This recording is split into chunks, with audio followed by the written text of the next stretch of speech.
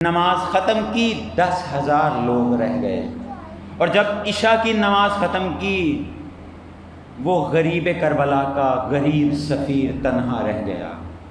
ایک دن پہلے 20,000 لوگوں نے بیعت کی، ایک دن بعد مسلم کوفہ کے اندر تنہا۔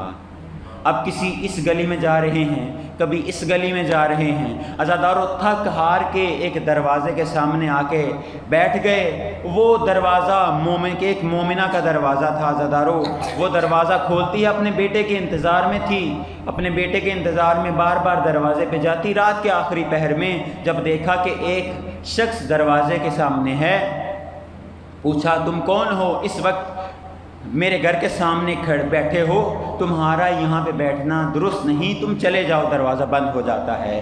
دوسری دفعہ دروازہ کھولتی ہے، یہی جملہ تکرار کرتی ہے، وہ مسافر کہیں نہیں جاتا۔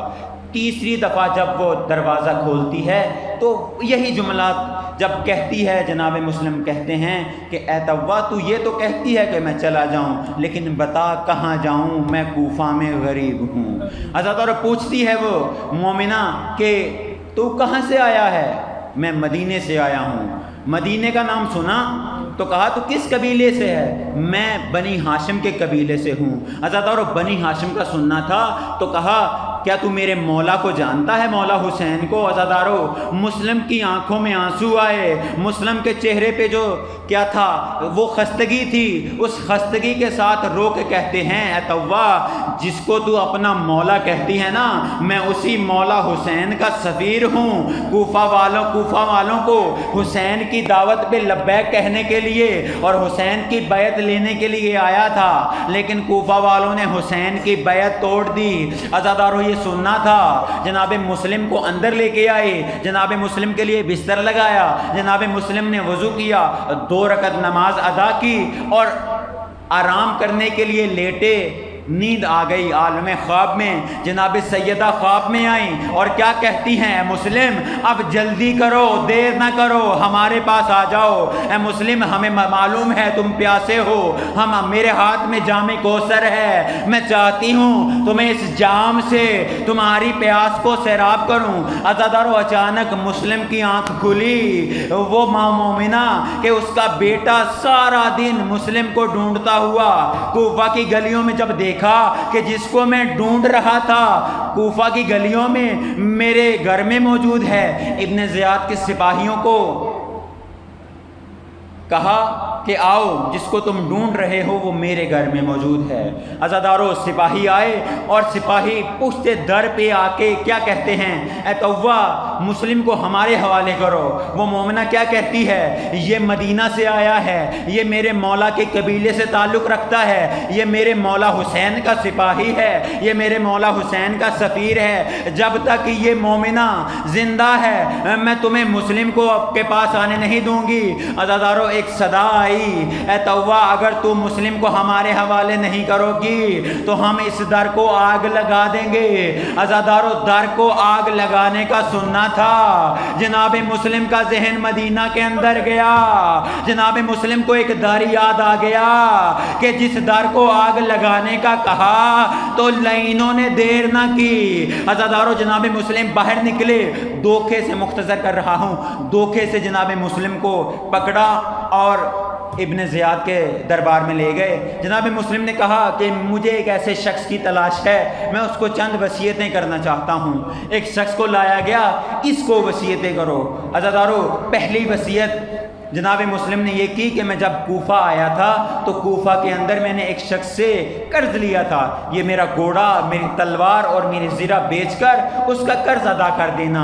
اور دوسری وصیت سنو گے عبادت ہو جائے گی۔ عزادارو دوسری وصیت کیا کہتے ہیں کہ اے سننے والے، اگر تمہارا گزر کوفہ اور کربلا کے دوراہے کی طرف ہو، یا تم کربلا جاؤ یا تم مدینہ مکہ کی طرف جاؤ اور رستے میں اگر حسین ملے تو حسین کو کہنا اے مولا حسین، زہرا کی بیٹیوں کو لے کے کوفہ نہ آئیے، کوفہ والوں کی تلواریں آپ کے خلاف ہیں۔ عزادارو جناب مسلم کو شہید کر دیا گیا۔